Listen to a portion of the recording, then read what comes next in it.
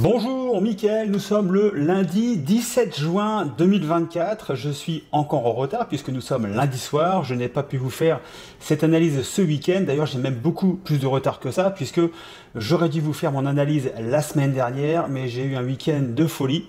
Donc je n'ai pas pu vous faire l'analyse puisque, pour tout vous dire, une analyse comme celle-ci, entre le temps de préparation, le tournage, le montage, l'étiquette, etc., ça me prend à peu près, au bas mot, 2h30 minimum. Pour essayer de vous faire une analyse de qualité. Donc le week-end dernier, impossible. Ce week-end, donc c'était au tour de Philippe qui lui est également dans l'impossibilité de vous faire cette analyse. Donc du coup, c'est moi qui m'y colle avec une journée de retard. Alors pour commencer, petite semaine sur les marchés puisque mercredi sera férié suite à l'instauration d'un nouveau jour férié par le président Biden sur, je crois, une journée de commémoration sur l'esclavage. Donc juste une semaine de 4 jours. Avant de commencer cette analyse, je voudrais passer un petit coup de gueule quand même, puisque, juste pour vous raconter ma vie, donc j'ai subi une attaque internet il y a maintenant 15 jours, 3 semaines, au niveau de mes comptes bancaires français et américains. Alors les comptes américains ont été très faciles à récupérer, j'ai récupéré ça quasiment dans la journée. Pour les comptes français, ça a été une vraie galère, tout ça à cause d'un SMS. J'ai mis quasiment plus de 15 jours à retrouver mes comptes pour un SMS que je ne recevais pas de la part du Crédit Mutuel pour valider un mot de passe. Voilà, c'est aussi stupide que ça. Donc en 2024, aujourd'hui, si vous ne recevez pas un SMS, vous êtes bloqué sur vos comptes pendant à peu près une quinzaine de jours. Excusez-moi, j'ai mes lunettes. Hop, voilà, je repasse ici. Alors, donc... Bon, déjà, ça va un peu gonfler, pour être franc, d'attendre 15 jours pour avoir accès à mes comptes en France. En plus, donc pendant l'attaque Internet, j'ai eu plusieurs problèmes avec Amazon notamment, et puis également avec LinkedIn, puisque j'ai complètement perdu mon compte LinkedIn, ça fait maintenant plus de 3 semaines. Alors, impossible de trouver un système pour récupérer le compte. Alors, j'ai fait des tas de procédures, j'ai scanné des documents puisqu'on me demandait de prouver mon identité. J'ai scanné mon permis français, mon permis américain, mon passeport, ma carte d'identité française. J'ai scanné, je sais pas, 20 ou 30 fois différents documents. À chaque fois, on me dit que les documents sont pas recevables. Donc, j'ai essayé de contacter différents services ici aux États-Unis et également en France, etc. À chaque fois, c'est la même procédure. On est comme un hamster dans une roue en fin de compte et on vous envoie sur des procédures qui ne fonctionnent pas. Et si la procédure ne fonctionne pas, on vous envoie vers une procédure qui est exactement la même, etc. Donc voilà. Alors j'ai essayé la semaine dernière de recréer un nouveau compte LinkedIn. En dépit, puisque je ne pouvais pas récupérer le mien. Malheureusement, on me dit que le nouveau compte n'est pas visible. Donc j'essaye de trouver une solution pour le rendre visible, mais là pareil, je me bloque face à un mur. Donc je pense que LinkedIn, ils vont aller se faire voir, clairement, et encore je reste poli parce que j'ai un niveau d'exaspération avec eux qui commence à me gonfler sérieux, mais je pense clairement qu'ils vont aller se faire voir.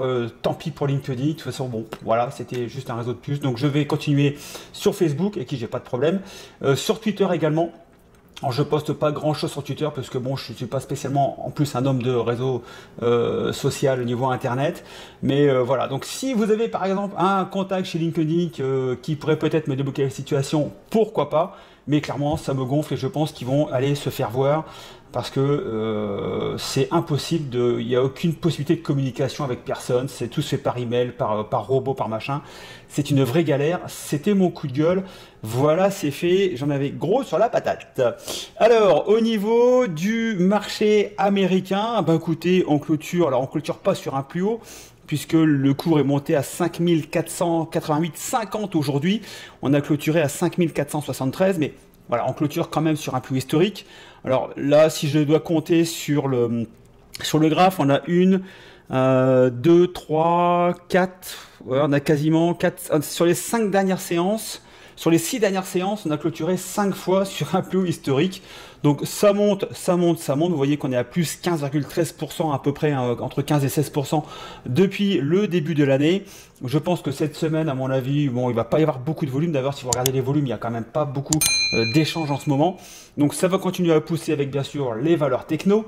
D'ailleurs, je vous présenterai, on va passer assez vite la roue sectorielle puisque bon, de toute façon, c'est du rabâchage depuis des semaines, voire des mois de toujours la même chose. Donc ce que je vous propose, c'est de faire un tour très rapide sur la roue sectorielle sectoriels, enfin sur les différents indices sectoriels. Et puis après, je vous proposerai de passer en revue 8 valeurs que je suis actuellement, sur lesquelles je suis positionné pour certaines. Et puis je vous montrerai un petit peu ce que je fais. Il y a peut-être des opportunités assez sympas à saisir. Après, vous ferez bien sûr votre analyse, puisque je vous rappelle que je ne suis pas conseiller financier, peut-être un jour. Pour l'instant, je suis juste conseiller patrimonial, donc j'ai mes diplômes en France pour ça. Mais je n'ai pas celui de CIF, comme on dit, peut-être dans un second temps. Mais bon, pour l'instant, j'ai pas le temps de consacrer des heures de formation pour passer CIF. Donc, j'ai une petite liste ici donc, que j'ai bien notée pour n'oublier aucune valeur. Et je vous propose de partir tout de suite pour donc, cette analyse du marché US de cette deuxième semaine du mois de juin 2024. Alors, S&P 500, je viens de vous en parler. Voilà, le VIX, mais toujours un peu la même galère. Vous voyez que bon, on a eu un petit pic il y a maintenant une dizaine de jours où on a frôlé les 15. Vous vous rendez compte, c'est magique depuis le temps. Enfin, voilà. Bon, ici on a eu ici on est monté à 21, c'était au mois d'avril, mais vous voyez qu'on repart à la baisse. On est venu quasiment toucher des plus bas ici autour des 12. On a même dépassé les 12 à la baisse. Aujourd'hui, allez, petite remontée tranquillou, mais vous voyez que voilà, on est toujours sous la 200, sous la 50, on est clairement baissier au niveau du VIX. Alors pour nous, ça ne nous arrange pas en tant que vendeur de volatilité, vous le savez, on le répète toutes les semaines, mais au moins vous pouvez quand même faire quelques stratégies que je vous parlerai avec les 8 valeurs que je vous présente juste après donc l'analyse des indices sectoriels. Alors le Dow Jones. Alors le Dow Jones, lui, bien sûr, ne performe pas comme le S&P 500 puisqu'il n'a pas les valeurs technologiques qui aujourd'hui poussent le marché. On voit bien qu'NVIDIA, elle est dans ma liste, donc on ira faire un tour tout à l'heure, mais pousse clairement le marché. Bon, il y a d'autres valeurs aussi, mais clairement c'est la tech qui pousse, puisque si vous prenez le Dow Jones, vous voyez qu'on ne fait pas de plus haut historique. Si je prends le Russell 2000, on ne fait pas de plus haut historique. Si je vais passer en weekly pour avoir une image, voilà, vous voyez qu'on est quand même assez loin des plus hauts historiques. On est sorti ici d'une zone de congestion. On rentre dans une deuxième zone de congestion ici entre les 190 et les 210. Mais vous voyez que donc là, on a quand même plus le reflet de l'économie générale américaine que sur 5 ou 6 valeurs technologiques. Ah, décidément, il faut que j'arrête avec ma souris. Voilà. Que 5 ou 6 valeurs technologiques qui poussent le S&P 500 en laissant un petit peu à la traîne derrière les 490 ou 495 valeurs derrière ces valeurs technologiques. Alors le QQQ, bien sûr, là, c'est une copie conforme du S&P 500. Vous voyez que là, je vais passer en daily. Voilà, vous voyez qu'on clôture également sur des plus historiques, puisque c'est composé principalement de valeurs technologiques. Donc l'un ne va pas sans l'autre. Au niveau de la roue sectorielle, donc les healthcare, toujours pareil. Je vous raconte quasiment la même chose depuis le début de l'année. On est dans un range, il n'y a pas grand chose à faire. XLP. On est pareil bloqué là en ce moment sous les 78. Bon, on est quand même plutôt dans une tendance haussière. Si je vous décide ici, vous voyez que... Alors comment on détermine une tendance haussière? Alors c'est relativement simple. J'explique ça pendant la formation. Je vais vous l'agrandir et vous allez comprendre pourquoi. La petite blague. En gros, comment on détermine qu'une valeur est haussière? C'est très simple. Quand vous avez le prix ici en bas à gauche qui est plus bas que le prix en haut à droite, c'est que la valeur monte. Vous voyez, tout simplement. Comme quoi c'est super compliqué l'analyse graphique. Voilà, donc je vais dupliquer ça pour pouvoir mettre en place un canal. Donc vous voyez que voilà, on est dans un canal haussier sur les consumer staples. Voilà, donc ici on est quasiment sur le support. Donc il y a peut-être moyen d'aller chercher un petit peu de performance. Alors c'est clair que si vous voulez de la performance aujourd'hui, il faut aller sur la tech. Ok, mais si vous aimez la performance avec très peu de risques, je pense que vous aurez moins de risques sur les consumer staples que sur la technologie, puisque clairement on est dans une bulle qui va durer le temps qu'elle va durer, et le jour où la bulle va faire pchit, ça risque de se retourner assez fortement à la baisse, alors que sur les consumer staples, effectivement vous avez un petit peu moins de performance, mais logiquement, vu que c'est une valeur défensive, elle devrait subir moins les foudres du marché lorsque le marché se retournera. Donc si vous avez une aversion au risque très limitée, peut-être que les consumer staples ou les valeurs qui composent les consumer staples pourraient répondre à vos attentes. Au niveau des utilities, là on avait dépassé ici cette zone des 70 $, on était monté à quasiment à 73, et puis là on revient prendre appui sur ici la 50 jours. Bon, on a un momentum en baisse. je me dis que à surveiller, puisqu'il se pourrait qu'on puisse être sur une zone de support. Alors à confirmer, hein, pour l'instant, il n'y a pas de signal d'achat qui vous dit qu'on a rebondi sur le support. Là, je pense qu'on va aller le tester, mais à surveiller sur les prochaines semaines. Le domaine financier, ben voilà, c'est pareil, on est toujours depuis début mars, dans ce range compris entre 40, allez, on va dire 40, allez, on va arrondir un peu, et les 42. Bon, ça fait 4% de volatilité sur un range, c'est pas là-dessus qu'on va aller chercher de la perf. Il y a quelques valeurs qui performent un peu quand même. Il y a Bank of America qui est pas trop mal, donc j'ai été assigné. Donc j'avais 200 actions Bank of America. J'ai été assigné puisque j'avais un contrat qui se terminait la semaine dernière. Donc j'étais carrément dans la monnaie. Donc là je me suis fait assigner et j'ai un contrat sur août, je crois. Donc je pense que je me ferai assigner aussi. Mais bon, pour l'instant, quand j'ai fait les comptes, je m'en sors plutôt très bien. XLK, bon. Technologie, voilà, donc copier-coller du S&P 500, pas grand chose à dire, hein. C'est clair qu'aujourd'hui, vous regardez comme moi les actualités financières, vous voyez que voilà, Microsoft pousse, Amazon pousse, Nvidia bien sûr qui entraîne tout le monde, AMD est un petit peu à la rue quand même, voilà, donc je pense que en suivant le marché, vous voyez bien que c'est la technologie qui tire le marché. On se croirait quasiment dans la bulle Internet de 2001, c'est assez extraordinaire. Rappelez-vous qu'une fois que la bulle s'est dégonflée, ça a fait quand même pas mal de bobos, donc peut-être que la prudence est de mise. Alors, le secteur des materials, donc lui repart également à la baisse. On avait ici cette, je vais repasser en weekly pour vous donner rapidement une vision. Voilà, donc on avait cette zone ici. Donc de support résistance qui était comprise entre les 86 et les 88, voilà à peu près, donc 2 $. Et puis donc là on avait débordé ici cette zone autour des 88, on était monté à 93 et là on revient tester, vous voyez ça fait quand même 1, 2, 3, 4, 5 semaines qu'on revient tester ici cette zone des 88. Donc écoutez, à voir. Là on est reparti dans une petite tendance baissière que je vous ai dessinée ici.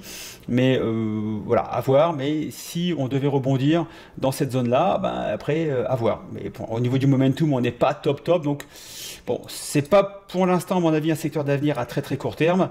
Il faut laisser un peu les différentes valeurs qui composent cet indice respirer.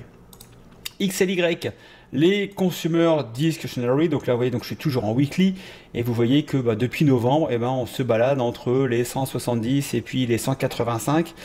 Bon voilà, ça fait 10% de volatilité dans ce range en l'espace de donc novembre, ça fait 7 mois maintenant. Bon, au niveau du momentum, on a l'air de vouloir repartir un petit peu à la hausse, mais clairement, tant qu'on n'aura pas cassé les 186 au niveau de XLY, donc l'indice de référence, donc des valeurs des Consumer Discretionary, ça va être un peu compliqué d'aller chercher de la perf là-dedans. Voilà, donc ça demande également confirmation. XLI, le domaine industriel, là, un peu le copier-coller de XLY juste avant, ça fait maintenant, donc depuis le mois de mars, donc mars, avril, mai, juin, ça fait 4 mois maintenant qu'on est coincé ici entre les 120 et les 126. Vous voyez, donc là, ça fait quoi? Ça fait 2 et quelques pourcents, 2-3% peut-être. Non, ça fait 5,21%, pardon. Donc 5% de volatilité entre les plus bas et les plus hauts sur une période de 4 mois. Bon, c'est clair que c'est pas là où on va aller chercher également de la performance. Hein. Voilà. XLE. Alors, XLE, ici, je vous ai fait, donc ici en weekly, voilà. Donc, nous avons quand même une belle tendance haussière depuis 2020. Donc, ça fait quand même 4 ans que l'énergie monte. On vous en a parlé des dizaines et des dizaines de fois. On s'est fait la cerise sur 2021 et 2022, puisqu'on vendait des puts, et puis vu que ça monte, écoutez, à chaque fois, on était gagnant et on n'a jamais été assigné. On a bien sûr dans cette tendance haussière long terme, je parle d'une tendance de quasiment 4 ans et demi aujourd'hui, ok, vous avez effectivement des périodes de retracement.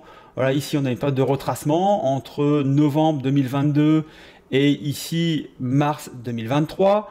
On a une autre, donc après ça repart à la hausse. On a ici une autre zone de baisse entre septembre 2023 et ici janvier 2022 et janvier 2024, pardon, excusez-moi. Et donc là, on repart à la hausse et là, on repart effectivement dans une zone à la baisse. Et donc à chaque fois, donc des paliers comme ça, un genre de drapeau.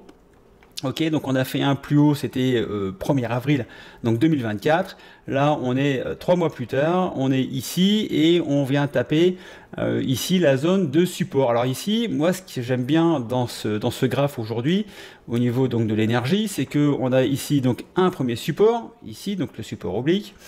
On a le support de la 50 semaines. Okay, qui correspond à la 200 jours, on ira voir en délit juste après. Et puis là, on approche quand même sérieusement de cette zone également de support autour des 85. On est à 88. Alors, est-ce qu'il faut rentrer maintenant? Il y a peut-être effectivement encore peut-être 2-3 $ de baisse à aller chercher sur XLE. Mais ça à surveiller, puisque si bien sûr on casse, on ira chercher des cours précédents, enfin des plus bas précédents. Mais pour l'instant, vous voyez que depuis quand même maintenant fin 2022, on a des périodes comme ça de retracement, on repart à la hausse. Retracement, on repart à la hausse, retracement. Bon, on pourrait penser raisonnablement que nous sommes dans une configuration, à moins effectivement si le marché baisse, casse, etc. Là, ça remettra en cause effectivement toute la théorie. Mais vous voyez que pour l'instant, on a développé à 3 reprises les mêmes patterns.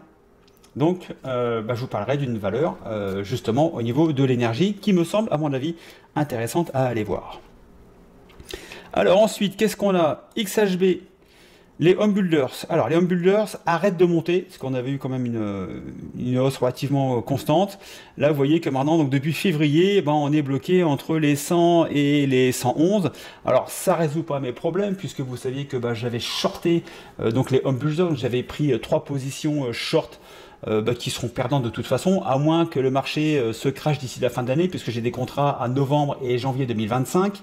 Mais si le marché ne se crache pas d'ici là, clairement mes achats de put vaudront 0, donc j'aurais perdu mes achats de put. Ça fait partie du jeu. Quand vous achetez des options, vous devez obligatoirement être dans le bon sens. Et là, j'étais à contre-courant. Alors pour l'instant, moi, ce qui me plaît un peu plus en ce moment, plutôt que quand ça montait, c'est qu'effectivement, étant dans une période de range, si on devait casser ici la zone des 99 $, là, on pourrait peut-être commencer à aller chercher des plus bas. Donc, pour m'arranger, pour arranger mes bidons, j'aimerais bien qu'on casse ici les 100 $ à la baisse pour aller chercher des plus bas et enfin à ce que mes achats de put reprennent un petit peu de couleur. Pour l'instant, ils sont bien rouges. J'aimerais bien qu'ils repassent au vert, mais ça va être compliqué pour être très franc avec vous. Le domaine du retail. Alors, le retail, donc là, on est toujours en weekly. Ok, alors vous voyez que en weekly, on a la 50 qui a du mal à repasser au-dessus de la 200, donc c'est compliqué de dire qu'on est aussi aujourd'hui sur le retail. On est bloqué depuis maintenant ici, donc c'était mai 2022, donc ça fait un peu plus de 2 ans maintenant, ça fait 26-27 mois qu'on est bloqué ici. On a bien tenté quelques excursions à l'extérieur, donc là c'est surtout les phénomènes liés à GameStop, puisque ça a apporté beaucoup de volume avec des performances de dingue. Donc il y a une partie de l'explication GameStop dans les bougies que vous avez vues ici. Puis bien sûr l'épisode GameStop, décidément, l'épisode GameStop, voilà, je vais y arriver. Je pense que touche à sa fin et je pense que là on va repartir à la baisse. Voilà, donc j'ai également des positions vente à découvert sur XRT pour l'instant qui sont pas mal en perte, mais je garde mes positions vente à découvert quitte à payer un petit peu de frais parce que je ne suis pas spécialement confiant. Vous le savez maintenant que 2024, alors on n'est que mi-2024, il y a encore 6 mois à tenir, mais je pense qu'entre fin 2024 et début 2025, ça pourrait secouer un peu. C'est juste mon avis, il vaut ce qu'il vaut, c'est-à-dire absolument rien. Alors, SMH, les semi-conducteurs, vous voyez que là, voilà, là ça grimpe, ça monte. Depuis avril, on était à 200 $, on est à 272. Ça doit faire un petit 30%, ça, non? Ouais, ça fait 35%, vous voyez, donc 35% en l'espace de avril. C'était 24, oui c'est ça, donc en l'espace de avril, mai, juin, en l'espace de 2 mois, on fait 30%.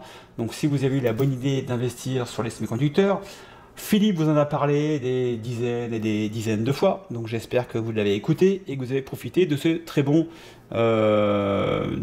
analyse. Je ne vais pas parler de conseils puisque nous ne faisons pas de conseils, mais il vous avait donné différents chiffres par rapport à des analyses qu'il estimait cohérentes et je pense qu'il a eu raison. Alors, qu'est-ce qu'on peut aller voir d'autre? Écoutez, pas grand chose. Alors, on me parle de l'or de temps en temps. Bon, effectivement, on a une belle hausse au niveau de l'or, mais là, vous voyez que maintenant, depuis le 1er avril, Donc avril, mai, juin, donc depuis 2 mois et demi, ben voilà, ça stagne. Alors est-ce qu'on est rentré ici dans une zone de congestion? Alors je suis pas un spécialiste de l'or, hein, donc je n'ai pas vraiment d'avis là-dessus. Est-ce qu'on est rentré dans ces zones de congestion ici et puis on va partir à la baisse ou pas? Voilà, pour l'instant le momentum est plutôt baissier. Donc à voir, à voir. Le silver, donc j'ai une position également sur le silver en ce moment. J'ai un achat de call que j'avais dû prendre à peu près ici, en cela. Donc, je vais repasser en daily, ça sera plus simple. Je crois que j'étais, je sais plus où j'ai pris, il faudrait que je reprenne mon cahier de trading. Mais j'avais pris une position haussière et puis pour l'instant, je suis perdant. Bon, pour l'instant, vous voyez qu'on vient rebondir ici sur la 50 jours. Voilà, ici, on est donc sur la 10 semaines. Bon, voilà, pour l'instant, ça prend appui. J'ai un petit peu de délai devant moi pour l'achat du call, donc c'est pas catastrophique. Je crois que je dois perdre 5 ou 6%, donc rien de catastrophique sur le call sur SLV. Donc maintenant, ce que je vous propose, c'est d'aller voir effectivement donc les valeurs. Alors certaines, je vous les avais déjà données il y a plusieurs semaines. Donc je vais commencer par Max, voilà, qui est en fin de compte un ETF. Qui reprend ce qu'on appelle les Magnificent Seven, donc Nvidia, Facebook, Google, Amazon, etc.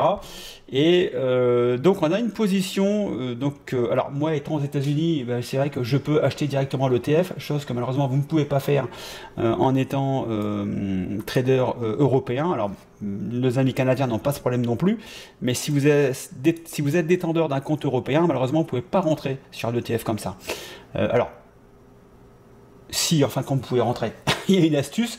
L'astuce, simplement, c'est d'utiliser les options. Voilà, vous achetez un call à la monnaie, vous faites assigner, vous recevez les actions dans votre portefeuille.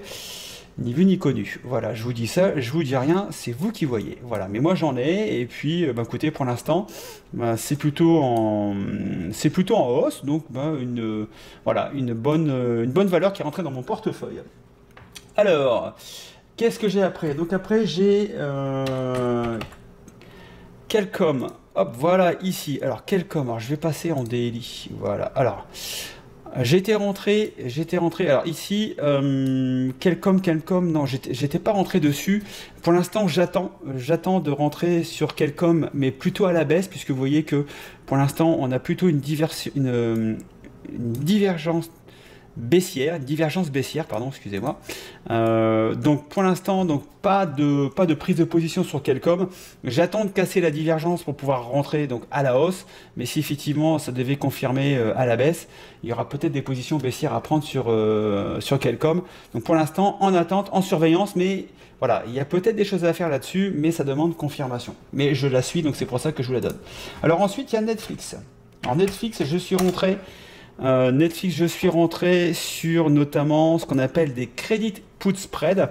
C'est-à-dire que là, je n'ai pas joué les ventes de put sèches, puisque là, sur des valeurs à 675 $, quand vous vendez des puts là-dessus, il faut déjà un très très gros portefeuille, chose que je n'ai pas avec la bourse en stress, puisque le portefeuille fait autour des 80 000 aujourd'hui. Donc, avec un portefeuille de 80 000, nous ne pouvons pas, enfin, dans l'absolu, on pourrait, mais pour maîtriser notre risque et rester dans d'un niveau de marge que nous, on veut pour ne pas se mettre en risque en cas de retournement du marché, clairement, sur des valeurs à 675 $, nous ne mettons pas les mains là-dedans.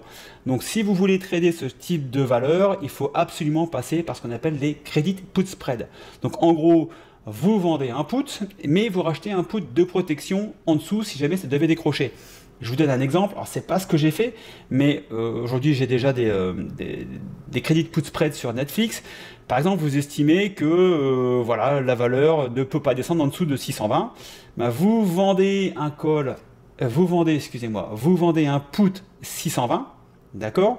Ce qui fait que si la valeur tombe en dessous de 620 $, vous avez l'obligation de l'acheter. Alors si elle est à 620, 619,95, ça va, vous perdez pas grand chose, vous le revendez le lundi, puis vous avez juste perdu 5 $, ça se passe bien.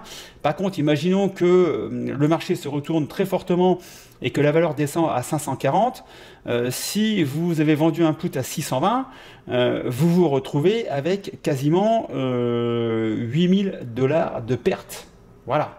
Donc il faut pouvoir les encaisser. Donc pour éviter ça, si par exemple vous estimez que la valeur ne peut pas descendre enfin peut descendre potentiellement en dessous, ben vous vendez un put 620, vous rachetez par exemple un put 600, voilà, je vous dis ça vraiment au hasard, hein, voilà, y a aucun conseil là-dedans, c'est juste comme ça pour vous expliquer la stratégie.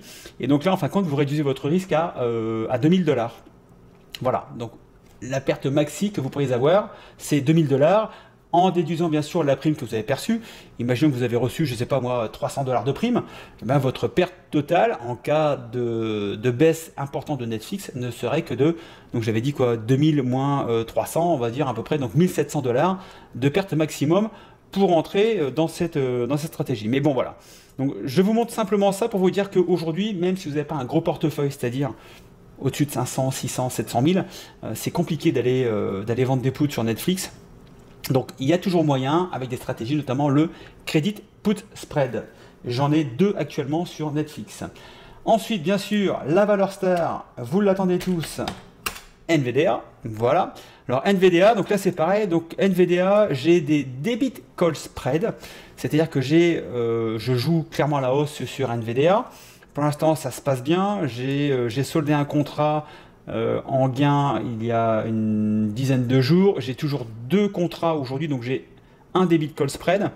Alors ce qu'il faut savoir, c'est que si vous regardez le prix, alors là, excusez-moi, en même temps je réfléchis, mais avant le split, quand vous aviez une valeur à 1300 $, si vous vouliez rentrer sur un achat de call, en plus sur une valeur qui est extrêmement poussée à la hausse, les prix sont carrément horribles. Voilà, je ne sais pas combien coûtent les primes, coûtaient les primes à l'époque, mais c'était carrément inabordable pour certains portefeuilles.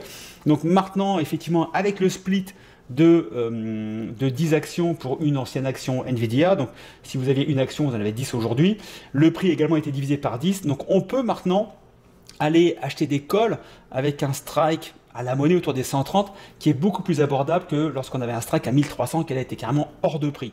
Donc la bonne nouvelle, c'est que maintenant on peut faire des achats de call, et si vous voulez réduire donc l'impact de la prime que vous avez payée puisque vous achetez un call, simplement on peut se dire par exemple j'achète toujours un exemple, surtout pas un conseil. Demain, vous dites que voilà, vous voulez rentrer sur Nvidia avec un debit call spread. Là, vous achetez par exemple un call autour des 130, 131, 132, c'est vous qui voyez, ok. Et vous allez payer, je sais pas, peut-être, allez, 250 $. Je vous donne un prix, je ne connais pas du tout les prix, j'ai pas été les voir. Il faudrait que j'ouvre ma plateforme, et bon voilà, c'est déjà fermé depuis un bout de temps. Donc, imaginons que vous achetez par exemple un call ici à 130 qui va vous coûter à peu près 200 $, et vous revendez peut-être un call 135 ou 140 qui va vous permettre de récupérer une prime. Donc d'un côté, vous allez dépenser peut-être 200 $ avec votre achat de call, et vous allez récupérer 50 ou 60 $ avec la vente de votre call. Donc votre stratégie ne vous coûte plus 200 $, mais 140, 150, ça dépend du prix des primes. Donc ça vous permet effectivement de limiter l'impact de la prime que vous avez payée. Bien sûr, ça va également limiter votre gain, puisque votre gain sera limité entre l'achat à 130, la vente à 135 par exemple, donc vous ne pourrez gagner que 500 $ grand maximum, même si la valeur est explosée à 150. Okay, d'un côté, vous avez le fait de payer moins cher votre stratégie. Bien sûr, vous avez une contrepartie négative qui est le gain maximum limité par la stratégie du debit call spread. Voilà, donc actuellement, j'ai 2 positions là-dessus. Donc j'ai une position avec un debit call spread, et j'ai une position avec un credit put spread. C'est ce qu'on a vu juste avant sur Netflix. Qu'est-ce que j'ai d'autre? Alors j'ai Palantir. Alors Palantir, aujourd'hui j'ai communiqué sur Facebook en disant, alors sur Palantir, j'avais déjà transmis l'information sur le Discord et également sur Bulltribe, puisque je poste quelques positions sur Bulltribe. Alors pour l'instant sur Bulltribe, pour revenir, je ne poste pas grand chose, puisque suite au piratage de mes comptes, il a fallu faire des changements de compte auprès de Stripe, et ça prend, ça fait 15 jours que le compte est bloqué, que le compte Stripe est bloqué. Donc pour l'instant, je ne peux, alors je pourrais poster, mais vous ne pourrez pas vous abonner pour avoir les trades que je propose sur bulltribe.com. J'espère que ça va aller assez rapidement. Donc là, on avait acheté des actions, on avait fait ce qu'on appelle un white covered call, c'est-à-dire qu'on avait acheté des actions et on avait vendu un call derrière. L'objectif était de récupérer un petit peu de gain sur la valeur, c'est-à-dire Si par exemple on avait acheté les actions Palantir à 23 et qu'on avait vendu un call 25, on gagnait la différence entre 23 et 25, donc 200$, plus la vente du call, donc la prime du vente du call, donc ça faisait 250-260$. Donc derrière la valeur est repartie, hop, faut que j'arrête de toucher à ma souris, voilà. Donc derrière la valeur était repartie à la baisse, c'est-à-dire qu'on a touché l'intégralité du covered call, donc de la prime de call.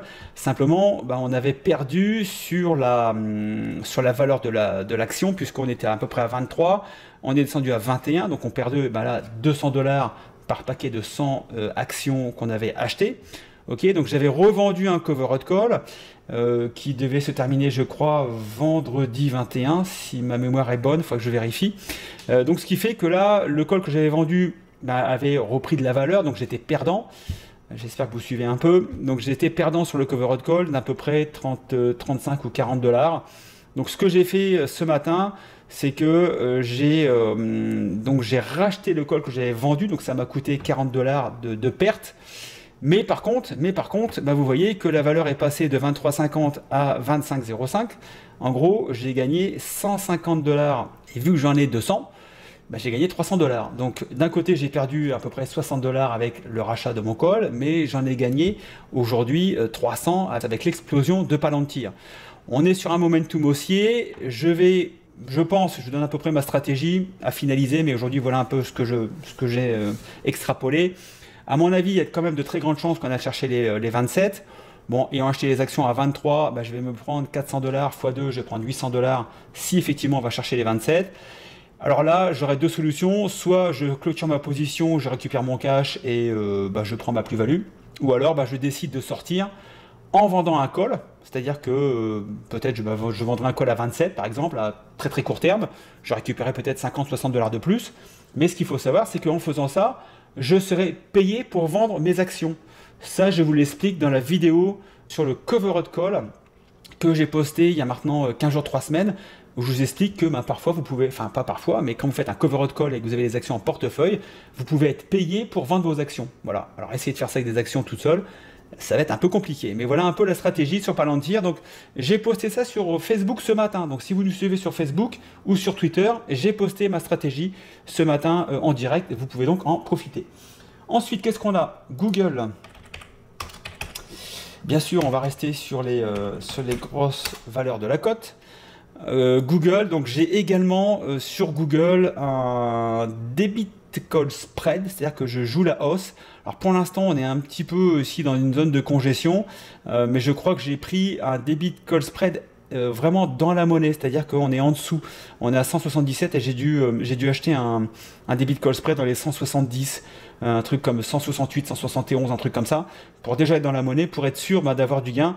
Et je vais attendre effectivement que ça parte. Dès que ça va partir un petit peu à la hausse, alors j'aurai mon gain qui sera plafonné, ok, mais j'aurai 100% de mon gain. Voilà, donc je joue donc un debit call spread sur Google en ce moment. Ensuite, SMR, alors celle-ci, je vous l'ai donnée il y a assez longtemps. SMR, alors elle est très volatile là-dessus, donc j'en ai pas beaucoup en stock. Alors j'ai des stocks et j'ai également acheté un call à décembre 2025.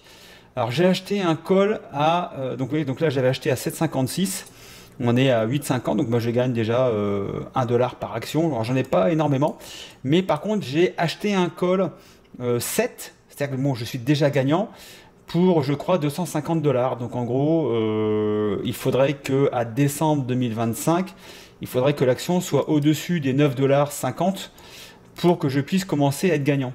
Ouais, c'est ça, 9,50$, 2,50$, non, 10$, pardon. Il faut que l'action soit au-dessus des 10$ à décembre 2025 pour que je sois à zéro. Donc dès que je serai au-dessus des 10$, bon voilà, en sachant qu'il reste quand même quasiment 1 an et demi. Alors vous voyez, ça monte pas mal, on est sur une tendance haussière. Voilà, donc j'ai acheté ce call qui me paraît plutôt une bonne affaire, pour être très franc. Je sais que Philippe a été également sur la valeur et il l'avait conseillé sur le Discord. Donc on est dessus. Voilà, je vous donne l'info, vous en faites ce que vous voulez, vous faites votre analyse et vous voyez si ça peut être sympa d'aller acheter un call très très long terme. Ça reste du nucléaire, avec tout ce qu'on entend en ce moment. Voilà, nous on est plutôt confiant sur ce style de valeur. Après, vous ferez votre analyse et vous verrez si ça vous convient ou pas de rentrer sur un achat de call, en sachant que votre perte sera de toute façon maximum liée à la prime que vous avez payée. Je crois que j'ai dû payer ça à 230 ou 240 $. Bon bah voilà, bah c'est un pari à 240 $. Au pire si ça va pas, par contre si ça monte, et ça peut commencer à payer, puisque sur 1 an et demi, si ça monte bien, on peut commencer à se prendre un gros paquet de valeurs intrinsèques. Alors, pour terminer ce tour des 8 actions, je vous avais parlé tout à l'heure de l'énergie. Bah, écoutez, je vous présente donc Halliburton. Alors, j'aime bien cette valeur, on l'a très souvent tradé dans le portefeuille option de la bourse sans stress pour une simple et bonne raison, c'est que vu que j'ai commencé avec 30 000 $ en janvier 2021, elle était tout à fait éligible pour la vente de put dans notre portefeuille. Ouais, donc je vais passer en weekly. Voilà, en weekly ici, donc on était en 2021. Qu'est-ce que j'ai fait? Je vais revenir ici, voilà. Donc en 2021, quand j'ai commencé le portefeuille, on était autour des 18 $. Donc il y avait tout à fait matière à utiliser ce sous-jacent pour faire de la vente de put, bien sûr suivant nos paramètres, nos conditions, etc. etc. Mais c'était une valeur qui était éligible pour rentrer dans notre portefeuille. Donc je l'ai tradé, ça fait depuis 2021 sur le portefeuille de la bourse sans stress.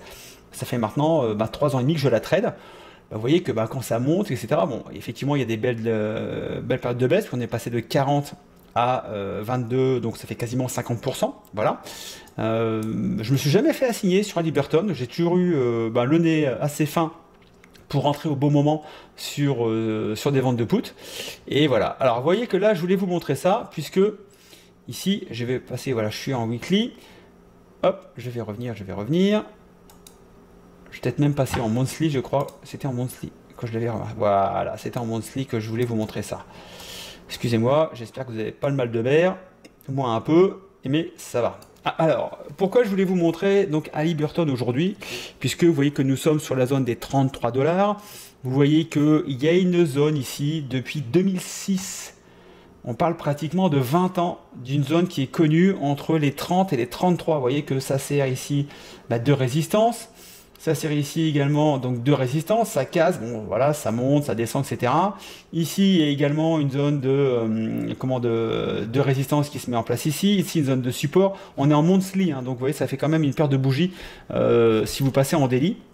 Vous voyez que cette zone ici des 30, 31, 33 est une zone qui est souvent testée aussi bien dans un sens que dans un autre. Moi aujourd'hui, ce qui m'intéresse avec Halliburton, c'est qu'on est quand même sur une tendance maintenant depuis 2020, enfin depuis depuis la fameuse crise du Covid de 2020, mars 2020, on est quand même plutôt sur une belle tendance haussière. On est quand même passé de 4 à 34 $, enfin même à 40 sur des plus hauts, donc x10 sur Halliburton.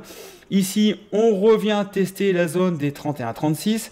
Vous voyez qu'au niveau mensuel, on n'a pas ici la ligne rouge, voilà. On est sur la 200 mois, c'est une très grosse, c'est un très gros support.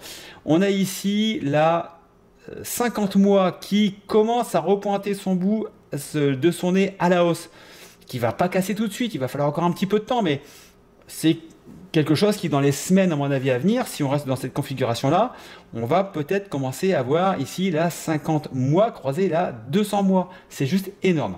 Ok, donc je vais repasser en weekly. Donc en weekly, vous voyez que ici, on a ici une première zone de support. Donc là, on a cassé le support oblique, mais bon, voilà, on est à quelques dollars près. On a ici une zone de support. On a ici également le support de la 200 semaines.